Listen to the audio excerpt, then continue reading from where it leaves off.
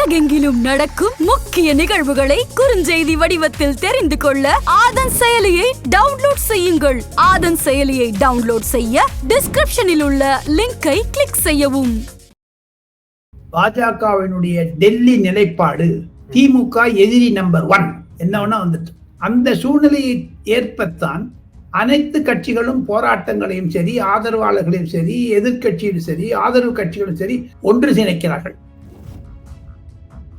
அதிமுக பொதுக்குழுவில் நிலையான ஆட்சி மத்திய அரசாங்கத்தில் வேண்டும் என்று சொல்லுகிறார்கள். ஆக மொத்தம் அவர்கள் பாஜகவை ஆதரிக்கிறார்களா என்ற சந்தேகம் வர ஆரம்பித்திருக்கிறது. ஆனாலும் ஆழம் தெரியாமல் எடப்பாடி பழனிசாமி 4 மாதத்திற்கு முன்பாக காலை வைக்கவில்லை. அவர் காங்கிரசுடன் உறவை எதிர்பார்த்தார். ஆனால் காங்கிரஸ் கை கொடுக்கவில்லை.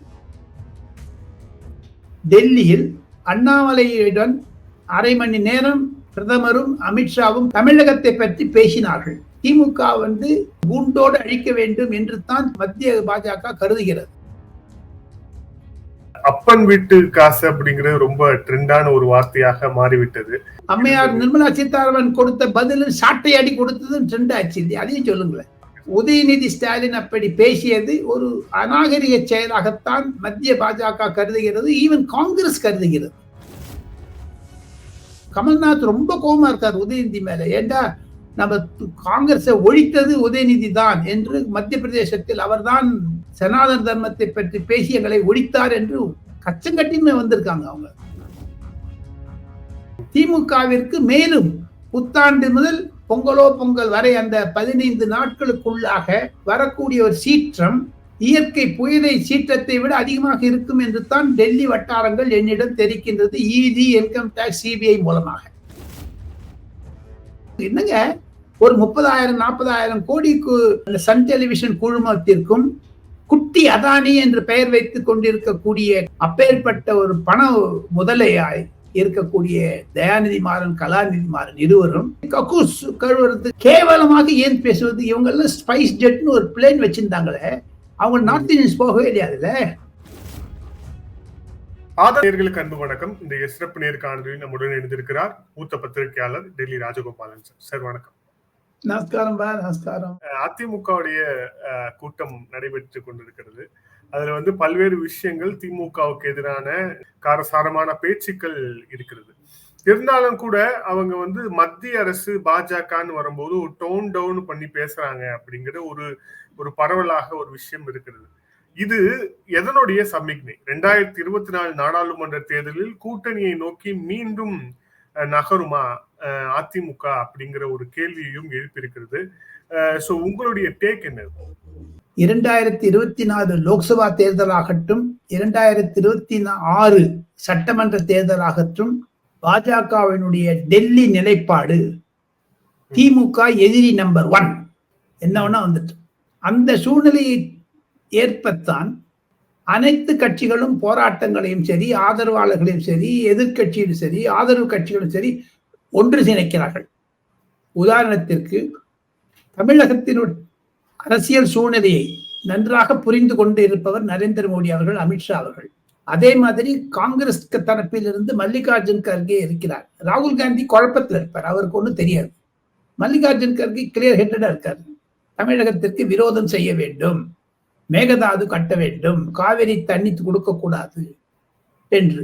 கம்யூனிஸ்ட் கட்சிகள் ஒரு விதமா இருக்காங்க. திமுகவை பற்றி இந்தி கூட்டணியில் இருக்கக்கூடிய சிறு கட்சிகள் ஜேடியு, டிஎம்சி, உத்தவ் தாக்கரே போன்றவர்கள் எல்லாம் ஒவ்வொரு பிரச்சனையிலும் விலகிவிட்டார்கள். இந்துத்துவாகட்டும், சனாதன தர்மமாகட்டும், அதையும் தவிர ஹிந்தி மொழி பிரச்சனையாகட்டும், மேகதாது ஆகட்டும், ஒவ்வொரு கட்சிக்கும் ஒவ்வொரு பிரச்சனையை திமுக தலைவலி கொடுத்து கொண்டிருக்கிறது இந்தி கூட்டணிக்கு. இந்த சூழ்நிலையில் அனைத்து இந்திய அண்ணா திராவிட முன்னேற்ற கழகத்தினுடைய பேச்சை சற்று முன்னரும் நான் எடப்பாடி பழனிசாமி அவர் பேசியதை கேட்டேன். செவ்வாய்க்கிழமை 26 டிசம்பர் மாதம் அந்த பேச்சு என்பது தமிழக அரசியலை மாற்ற இருக்கும் தான் என் மனதில் பட்டது. 23 தீர்மானங்களில் 23 திமுகவிற்கு எதிராகத்தான் இருக்கிறது. ஆனால் 2024 பொது தேர்தலில் யார் பிரதமரை நிறுத்த வேண்டும், எந்த கட்சியுடன் இருக்க வேண்டும் என்ற அதிகாரத்தை எடப்பாடி பழனிசாமிக்கு கொடுத்து விட்டார்கள். அது அதிமுக தலைவர்களிடமிருந்து இந்த பொதுக்குழுக்கும் இருக்கக்கூடிய சிறு வித்தியாசம்.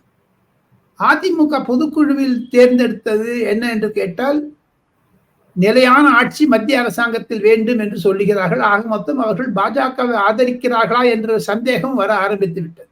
ஆனாலும் ஆழம் தெரியாமல் எடப்பாடி பழனிசாமி 4 மாதத்திற்கு முன்பாக காலை வைக்கவில்லை. அவர் காங்கிரசுடன் உறவை எதிர்பார்த்தார், ஆனால் காங்கிரஸ் கை கொடுக்கவில்லை. எடப்பாடி பழனிசாமிக்கு இது ஒரு சிறு செட்பேக், அதிர்ச்சியாக இருந்தாலும் 2-3 விஷயங்களில் எடப்பாடியினுடைய கை ஓங்கி இருக்கிறது, அதிமுகவுடைய கை ஓங்கி இருக்கிறது. திருமாவளவன் போன்ற சிறு கட்சியில் இருப்பவர்கள் காங்கிரஸ் தலைவர் ராகுல் காந்தி காலை கடித்து கடித்து கடித்து கடித்து கடித்து கடித்து கடித்து கடித்து திமுகவிற்கு எதிர்வினை உண்டாக்கிவிட்டார். அதற்கு மாணிக் தாக்கூர், ஜோதிமணி, திருநாவுக்கரசு போன்ற எம்பிக்கள் கூட உடந்தை. திமுகவிற்கு எதிர்ப்பான அணியை காங்கிரஸ் உருவாக்குவது. சோ இந்த குழப்பமான சூழ்நிலையை தெளிவுபட வேண்டும் என்றால், நேற்று முன்தினம் ஞாயிற்றுக்கிழமை டெல்லியில் அண்ணாமலையுடன் 1/2 மணி நேரம் பிரதமரும் அமித்ஷாவும் பேசியதுதான் திருப்பு முறை. தமிழகத்தை பற்றி பேசினார்கள். கண்டிப்பாக திமுகவிற்கு எதிர்வினைத்தான் எங்களுடைய வினை. திமுக பூண்டோடு அழிக்க வேண்டும், கூண்டோடு அழிக்க வேண்டும் என்று தான் பாஜக, மத்திய பாஜக கருதுகிறது. 2019 எப்படி ஆட்சிக்கு வந்தவுடன் நரேந்திர மோடி 370 ஆட்சி பிரிவை ஸ்ரீலங்கையிலிருந்து எடுத்து 2021 சுப்ரீம் கோர்ட்டுடைய அதற்கு முத்திரை கொடுத்து விட்டதோ, அதே மாதிரியான ஒரு தாக்கத்தை 2024 3வது முறையாக நரேந்திர மோடி ஆட்சிக்கு வந்தாரேயானால் கண்டிப்பாக திராவிடம் என்று பேசக்கூடிய அனைவரையும் ஒரு மூட்டாக நறுக்கி விடுவார்கள். அந்த சித்தாந்தத்திற்கு எதுக்காகத்தான் அதிமுகவுடன் உறவு வேண்டுமா வேண்டாமா என்பதை நிர்ணயம் செய்வது அமித்ஷா, நரேந்திர மோடி, JP நட்டா, மத்திய பாஜகவினுடைய செயற்குழு என்று முடிவு செய்து விட்டார்கள். அதற்கு அண்ணாமலையும் ஒத்து போய் விட்டார். சோ இதுதான் பிராடர் பிக்சர். தமிழக அரசியல் இன்னும் ஓரிரு வாரத்தில் கிறிஸ்டலைஸ் ஆகிவிடும், தெல்ல தெளிவாக ஆகிவிடும். என்னென்ன கூட்டணி அப்படிங்கிறது முடிவாயிடும் அப்படின்னு நம்ம இதுல இருந்து புரிஞ்சுக்கலாம். காங்கிரஸ் திமுக கூட்டணி உடையாது. அது உடையாது இருக்கும் போது திமுகவுக்கு லாபமாகும், அது காங்கிரசிற்கு நஷ்டமாகும். ஆனால் பாஜக அதிமுக உறவு என்பது திமுக எதிர்ப்பணியை வைத்துத்தான் உருவாக்குமே தவிர அதற்கு தலைவராக யார் வருவார்கள்? எடப்பாடி பழனிசாமியா அல்லது வேறு ஏதாவது ஒருவரா? மீண்டும் NDA-வில் சேருவார்களா அல்லது திமுக எதிர்ப்பணியை வைத்துதான் செய்வார்களா என்றெல்லாம் எடப்பாடி தான் இனி முடிவு செய்ய வேண்டும். ஆனால் அதிமுகவுடைய கூட்டணியை ஒன்றே ஒன்று, தமிழக அரசியலை நன்றாக அறிந்தவன் என்பதனால் டெல்லியினுடைய பார்வையிலிருந்து பார்க்க போனால் லோக்சபா திமுகவிற்கு மிக முக்கியம். 23 அல்லது 30 சீட்டு எடுக்கலைன்னா திமுகவினுடைய ஆட்டம் க்ளோஸ். ஆனால் இயற்கை சீற்றம், மத்திய மாநில உறவுகள் இதையெல்லாம் வைத்து பார்த்தால் திமுகவிற்கு சரிவு ஏற்படும். அந்த சரிவில் இருந்து அதிமுக 2024 சட்டமன்றத்தை நோக்கித்தான் செல்லும். லோக்சபா அவங்களுக்கு முக்கியம் அல்ல. இந்த எதிர்வினையை பார்த்தால் தமிழக அரசியல் நன்றாக விளங்கும். இளைஞர்களுக்கும் சரி, ஆதன் நேயர்களுக்கும் சரி, வினோத் கிருஷ்ணமூர்த்தியினுடைய நேயர்களுக்கும் சரி. இப்போ இதுல இருந்து அடுத்த கட்டமா அண்ணாமலை அவர்கள் இந்த கூட்டணி வருவதை மீண்டும் விரும்புவாரா அப்படின்னு ஒரு கேள்வி இருக்குல்ல. ஏன்னா அவர்கள் தொடர்ச்சியாக பாஜக தலைமையில் ஒரு கூட்டணி அப்படின்னு தான் சொல்லிட்டு வர்றாரு, பேசிட்டு வர்றாரு. அப்படிங்கிற போது அதிமுகவை விரும்பினாலும் டெல்லி பாஜக விரும்பினாலும் இவர்கள் குறிப்பாக அண்ணாமலை இதற்கு விரும்புவாரான்னு ஒரு கேள்வி இருக்குல்ல. அது நீங்க காலம்தான் பார்க்க வேண்டும். நரேந்திர மோடி அவருடைய கட்டளையின் பேரில் அண்ணாமலை அதற்கு இசைந்தாலும் இசையலாம். தமிழகத்தில் திமுக என்ற தீய சக்தியை ஒழிக்க வேண்டும் என்றைத்தானே அம்மையார் ஜெயலலிதா அறைகோல் விட்டார். அதைத்தானே எடப்பாடி சொல்கிறார், அதைத்தானே நட்டா சொல்லுகிறார், அதைத்தானே அமித்ஷா சொல்லுகிறார், அதைத்தானே நரேந்திர மோடி சொல்லுகிறார், அதைத்தானே அண்ணாமலை சொல்லுகிறார். ஏன் பயணம், இத்தனை நெடும் பயணம்? ஒரு காமன் பாயிண்ட்ல அவங்க இணைவாங்க அப்படின்னு நினைக்கிறீங்க? அதுதான் மத்திய பாஜக அமித்ஷாவினுடைய நட்டாவினுடைய கூற்று.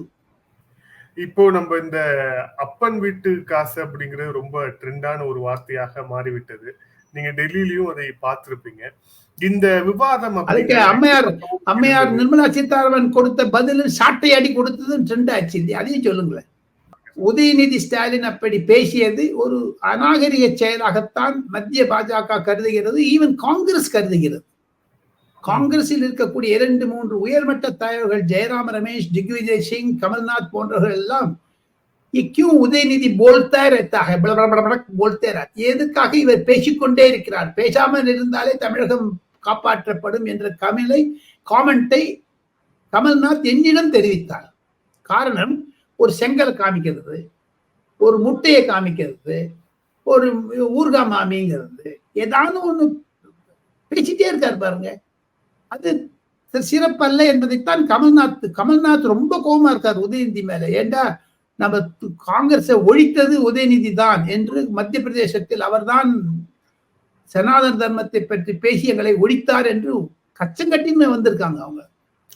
நிர்மலா சீதாராமன் அவர்கள் தொடர்ச்சியாக இப்ப தென் மாவட்டங்களுக்கு வந்து அந்த வெள்ள பாதிப்புகளை பார்வையிடுகிறார் அப்படின்ட்டு பிஎம்மும் வந்து முதலமைச்சரிடம் பேசியிருக்கிறார் போன்ல. சோ இதற்கான பின்னணி என்ன? குறிப்பா ஆக்கப்பூர்வமான ஒரு செயல்பாட்டை தான் நரேந்திர மோடி விரும்புகிறார். நரேந்திர மோடியை இரவு 10:30 மணிக்கு நேற்று முன்தினம் மு.க. ஸ்டாலின் முதலமைச்சர் சந்தித்த பொழுது சரியான குறிப்புகளை பிரதமருக்கு கொடுக்கவில்லை என்ற ஒரு குற்றச்சாட்டும் திமுக மீது இருக்கிறது, தமிழக அரசாங்கத்தின் மீது இருக்கிறது. காரணம் என்ன என்று கேட்டால், பிரதமர் அலுவலகத்திலிருந்து யாருமே பிரதமருடைய கூட்டத்தில் உட்காரவில்லை. பிரதமருக்கு ஒழுங்காக விவரமாக புரிந்து கொள்ளும் அளவிற்கு எதிர்த்து உரைக்கவில்லை, எக்ஸ்பிளனேஷன் கொடுக்கவில்லை என்பதுதான் பிரதமருக்கு ஒரு ஏமாற்றம் என்று கூட திமுகவிடம் இருந்து சொல்லுகிறார்கள். பிரதமர் இன்னும் எதிர்பார்த்தார் மு.க. ஸ்டாலின் நன்றாக விளக்குவார் என்று. அவரால் அது முடியாமல் போய்விட்டது. டி.ஆர். பாலுவோ கேட்க வேண்டாம், குழப்பத்தில் மன்னர், அவர் எடுத்து உரைத்தது புரியவில்லை என்று தான் பிரதமர் செயலாளர்கள் என்னிடம் தெரிவிக்கிறார்கள் வினோத். ஆக மொத்தம் நரேந்திர மோடி அவர்கள் முடிவு செய்தார்கள், இத்தனை ஊர்காமாமி என்று சொன்னாலும் சரி, போடா வாடா என்று சொன்னாலும் சரி, எங்க அப்பா விட்டு சொத்தா உங்க பாட்டி விட்டு சொத்தா என்று சொன்னாலும் சரி, ஈவி ராமசுவாமி நாயக்கர், கருணாநிதி, அண்ணாதுரை, மு.க. ஸ்டாலின் பாஷையில் நான் சொல்லுகிறேன் என்று உதயநிதி அறிக்கை விட்டாலும் சரி, நிர்மலா சீதாராமனை மீண்டும் நரேந்திர மோடி அனுப்பியதனுடைய காரணம் என்ன என்று கேட்டால், தமிழச்சி ஒன்று, இரண்டாவது விஷயத்தை புரிந்து கொள்கிறார் நிதி அமைச்சர், அந்த அம்மையார் தான் காசு கொடுத்தாக வேண்டும், ஆக்கப்பூர்வமாகத்தான் இருக்கும் இந்த விஜயம் என்று மத்திய பாஜகவும் சரி மத்திய அரசாங்கத்தில் உயர் மத்தியிலும் என்னிடம் தெரிவிக்கிறார்கள். அதை நான் ஆதன் தமிழ் நேயர்களுக்கு பகிர்ந்து கொள்வதில் மற்றற்ற மகிழ்ச்சி அடைகிறேன். நாம வந்து இந்த பொன்முடி தீர்ப்பு வந்ததுக்கு பிறகு நாம் ஒரு முதல் நேர்காணல் இது அப்படிங்கறதால நான் அதுல உங்களுடைய கருத்தையும் நான் கேட்க விரும்புறேன். முன்னாள் அமைச்சர் பொன்முடி அவருக்கு வந்து தண்டனை விதிக்கப்பட்டு அவர் வந்து 30 நாட்கள் வந்து இப்போ 30 நாட்களுக்கு பிறகு அவர் போய் சரணடையணும் அப்படிங்கிற ஒரு குறிப்பு தரப்பட்டிருக்கிறது நீதிபதி ஜெயச்சந்திரனா. இந்த இரண்டாவதாக ஒரு அமைச்சர் சிறை செல்கிறார் அப்படிங்கறத டெல்லி எப்படி பார்த்தது? குறிப்பாக அவங்க கூட்டணி கட்சி தலைவர்களோட ரியாக்ஷன்ஸ் என்ன? இந்த தீர்ப்பு வந்த உடனேயே இதை எப்படி பார்த்தார்கள்? இதை பற்றி என்ன பேசினார்? பொன்முடியினுடைய ராஜினாமா என்பது எதிர்கட்சிகளுக்கு இருக்கக்கூடிய ஏமாற்றம், ஒரு சேதம். ஆளுங்கட்சியாக இருக்கக்கூடிய பாஜகவிற்கு வெற்றி. காரணம், மல்லிகார்ஜுன் கர்கே கூட சொன்னார், இப்படி ஒரு அடிக்கு மேல் அடி விழுந்து வருகிறதே திமுகவிற்கு பொன்முடி, அதற்கு முன்பு செந்தில் பாலாஜி, அதற்கு அடுத்தது துரைமுருகன் என்றெல்லாம் வருகிறதே என்று மல்லிகார்ஜுன் கர்கே கூட கேசி வேணுகோபாலிடம் பேசியதாகத்தான் நான் கேள்விப்பட்டேன். ஆக மொத்தம் அவர்களும் தலை எடுத்து அடித்துக் கொள்கிறார்கள். இது எதிர்கட்சிக்கு ஒரு பின்னடைவு, இந்தி கூட்டணிக்கு பின்னடைவு. காரணம், ஊழல் என்பதை நிரூபித்து விட்டார்கள். இடி கேஸ் வரவே இல்லையா இந்த பொன்முடி கேஸ்ல? அது அதிமுக போட்ட கேஸ் தானே, டிஏவிசி போட்ட கேஸ் தானே, இடி எங்க வந்தது? சோ அந்த பின்னணியில் பார்த்தால் திமுகவிற்கு மேலும் புத்தாண்டு முதல் பொங்கல் வரை அந்த 15 நாட்களுக்குள்ளாக வரக்கூடிய ஒரு சீற்றம் இயற்கை புயலை சீற்றத்தை விட அதிகமாக இருக்கும் என்று தான் டெல்லி வட்டாரங்கள் என்னிடம் தெரிவிக்கின்றது, இடி, இன்கம் டாக்ஸ், சிபிஐ மூலமாக. அப்ப இனிமேல் வரும் நாட்களில் இது இந்த ஈடியோடைய அந்த விசாரணையும் தொடரும் நம்ம எதிர்பார்க்கலாம். கண்டிப்பா கண்டிப்பா அது விட மாட்டாங்க. நரேந்திர மோடி விட மாட்டார். சுதந்திர போராட்ட வீரர்களை எல்லாம் பாராட்டும் இழத்துக்கு குடியரசு தின விழாவாக இருந்தாலும் சரி, அது சுதந்திர தின விழாவாக இருந்தாலும் சரி, ஊழல் மன்னர்களை ஒழிப்பேன் என்று கங்கணம் கட்டி கொண்டிருக்கக்கூடிய நரேந்திர மோடி எதிர்கட்சியை சின்ன பின்னமாக்கி விட்டார்களே. இன்று இந்தியா கூட்டணியில் மல்லிகார்ஜுன் கர்கேயை பிரதமராக முன்னெடுக்கிறார் மம்தா பானர்ஜி. நிதிஷ்குமாருக்கு கோபம் வந்து இந்தி தெரியாது போடாங்கிறாரு, இந்தி தெரிஞ்சு வாடாங்கிறாரு. சரத்பவார் இன்று காலை சொல்லி இருக்கிறார் முகம் தேவையில்லை என்று. ஆக அவர்களுக்கு கொள்ளை இல்லை, முகம் இல்லை, எதுவுமே இல்லை. வெறும் அந்த பணம் சம்பாதிக்கிறதுக்கு ஒரு வேகம் தான் இருக்கின்றது. அதைத்தானே நிரூபித்து காட்டி. அதையும் தவிர வினோத், ரொம்ப சீரியஸா நான் சொல்றேன், டெல்லியில் நடக்கக்கூடியதை கடந்த 2-3 வருடங்களாக தங்களிடம் நான் சொல்லி வந்ததை, சிலது நடந்திருக்கிறது, சிலது நடக்காமல் போகிறது, சிலது நடக்கக்கூடும். ஆனால் டெல்லியில் இருக்கக்கூடிய கருத்துக்களை அப்படியே இருட்டடிப்பு செய்யாமல் ஆதன் நேயர்களுக்கு தருவதில் நான் மற்றற்ற மகிழ்ச்சி அடைந்ததை தான் மீண்டும் மீண்டும் சொல்லி காண்பித்தேன். ஒரே ஒரு விஷயம் ஒன்றி, சத்தீஸ்கர், ராஜஸ்தான், மத்திய பிரதேஷ் தேர்தலுக்கு பிறகு காங்கிரஸில் ஏற்கத்திருக்கக்கூடிய அவல நிலை என்பது இருக்கு பாருங்க. காங்கிரஸ் செத்து போச்சுங்க. காங்கிரஸுக்கு வந்து கொள்ளி வச்சுட்டாங்க சார். காங்கிரஸுக்கு தவசம் செஞ்சிட்டாங்க சார். இதே இந்த மத்திய பிரதேசத்துல ஹிந்துத்துவா வச்சு ஜெயிச்சுட்டாங்க அவங்க. பெரிய ஒரு செட்பேக் ஃபார் காங்கிரஸ். அது மல்லிகார்ஜுன் கர்கேயால் மீள முடியாத ஒரு துக்கம். அதையும் தவிர எதிர்கட்சி வரிசையில் இருந்து கொண்டு மீண்டும் மீண்டும் குறைந்து கொண்டே போகிறார்களே தவிர எதிர்கட்சி இந்த ஒரு மாசத்திற்குள், ஒரு வாரத்திற்குள் என்ன செய்ய முடியும் அவர்களால்? நாம டிசம்பர் முடிஞ்சு போச்சு இல்லையா? ஜனவரி 1 மாசம் இருக்குல்ல. ஜனவரி 20ஆம் தேதியிலிருந்து 25ஆம் தேதிக்குள்ள நாடாளுமன்ற தேர்தல் அறிவிக்கப்பட்டுவிடும். மாடல் கோட் ஆஃப் கான்டக்ட் வந்துவிடும். சோ இருக்கக்கூடியது 45 நாள். இந்த 45 நாள் என்ன பண்ண முடியும்? நீங்க பிரதமர் அமைச்சர் மு.க. ஸ்டாலின் சொன்னாரு, 2019 எந்த மாநில கட்சி செய்யாததை திமுக செய்து காண்பித்தது என்று ராகுல் காந்தி முன்வைத்தார்களே. பிரதமர் ஆனாரா? அல்லது 2023 மத்திய அரசாங்கத்தில் யார் பிரதமராக வரக்கூடாது என்பதை நிர்ணயிக்கும் திமுக என்று எதிர்வினையாக சொன்னாரே, அதற்கு நெகட்டிவ் பாலிடிக்ஸ் பிளே பண்ணாரு நரேந்திர மோடி வரக்கூடாது என்று மு.க. ஸ்டாலின் திமுக. அதற்கு 3 மாநில தேர்தல்கள் ஒரு சாட்டை அடி கொடுத்ததா இல்லையா? காங்கிரஸ் அழிந்து போனதா இல்லையா? சோ ஆக மொத்தம் திமுகவுடைய 2 நிலைப்பாட்டிலே தங்களுக்குள்ளே இருக்கக்கூடிய கருத்து மோதல்களில் கான்ட்ரடிக்ஷன்ஸ் அவங்க கீழே வந்துட்டாங்க. தயாநிதி மாறனுடைய பேச்சு திடீர்னு வந்து ஒரு சலசலப்பு ஏற்படுத்தி, அதுக்கு பின்னாடி என்ன சார்? தேஜஸ்வி யாதவ் வந்து அதுக்கு பயங்கரமா ரியாக்ட் பண்றாரு. அது வந்து காரணம் என்ன என்று கேட்டால், திமுக பிடிக்கவில்லை அவர்களுக்கு. திமுக என்பது தேச விரோத கட்சி, திமுக என்பது பிரிவினைவாத கட்சி என்றெல்லாம் பாஜக மத்திய அரசாங்கத்தில் இருந்து கொண்டு பிரதமர் நரேந்திர மோடி அவர்கள் கூட நம்பிக்கையில்லா தீர்மானத்தில் நாடாளுமன்றத்தில் பேசும் பொழுது கூட ஏவா வேலுவை பேசினாரே, கச்சத்தீவை பற்றி பேசினாரே. அதுதான் 2024, 2026க்கான தேர்தல் அடித்தளமாக, பிரச்சார அடித்தளமாக வைப்பார் நரேந்திர மோடி. அவ்வளவு தாக்கத்துடன் பேசிய நரேந்திர மோடி திமுகவை சாதாரண விட்டுவிட மாட்டார். 3வது தலைவராக வந்தார். எப்படி வட இந்தியாவில், குறிப்பாக ஸ்ரீநகரில் ஆர்டிகிள் 370 நிராகரித்து அப்ரிகேட் செய்து தீர்மானம் நிறைவேற்றி 2019 ஆகஸ்ட் 5ஆம் தேதி ராஜ்யசபா லோக்சபாவில் நிறைவேற்றினார்களோ, 2023 சுப்ரீம் கோர்ட் அதற்கு முத்திரையிட்டதோ, எப்படி அகில உலக இளைஞர்களில் காஷ்மீரை பற்றி பேசாமல் பாகிஸ்தானை மௌனம் சாதிக்க வைத்தாரோ நரேந்திர மோடி, அதே மாதிரி 2024 3வது முறையாக வந்தால் திமுகவிற்கு கட் பண்ணி விட்டுவாரு. தனி விதைவாதம், பிரிவினைவாதம், அந்த ஹிந்தி எல்லாம் முடிஞ்சு போடும். நரேந்திர மோடி, அமித்ஷாவுடைய நெக்ஸ்ட் போக்கஸ் டிஎம்கே தான்.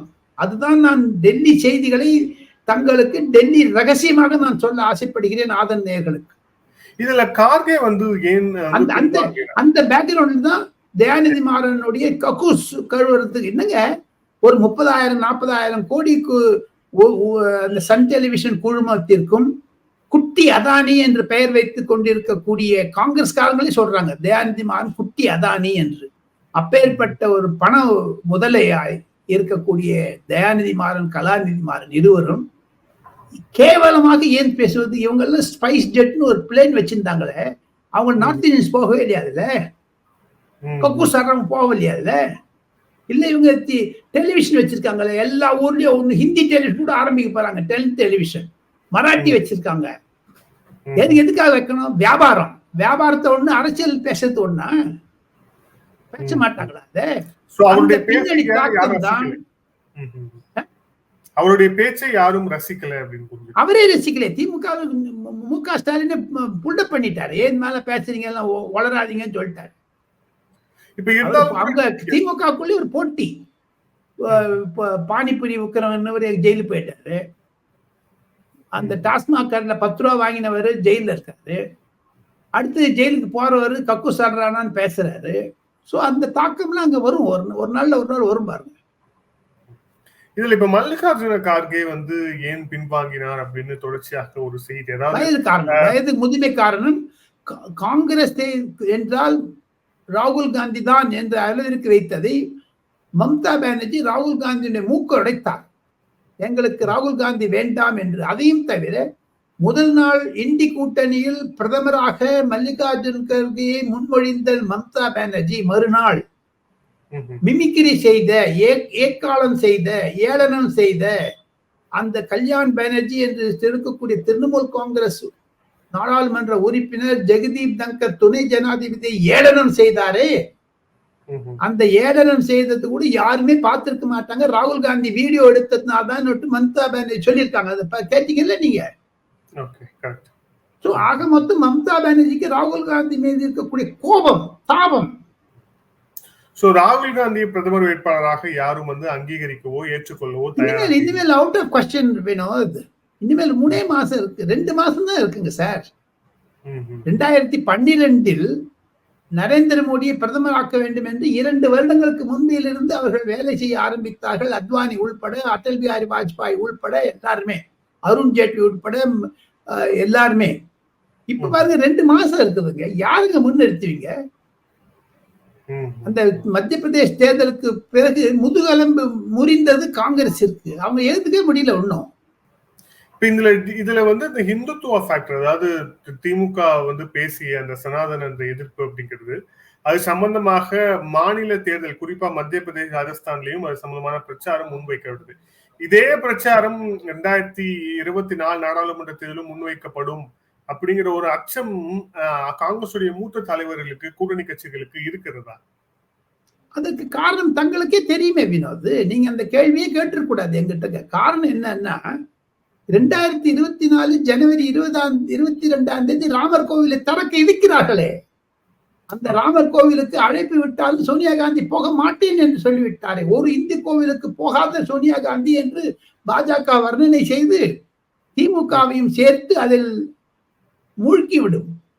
வட இந்தியாவில் இந்துத்துவா என்பது மீண்டும் நிலைமறுத்து விடும். அதற்கு வித்திட்டது உதயநிதியினுடைய காமெண்ட், சனாதன தர்மம். அன்றிலிருந்து ராமர் கோவில் வரை நீட்டிட்டு விடுவார்கள் அதை.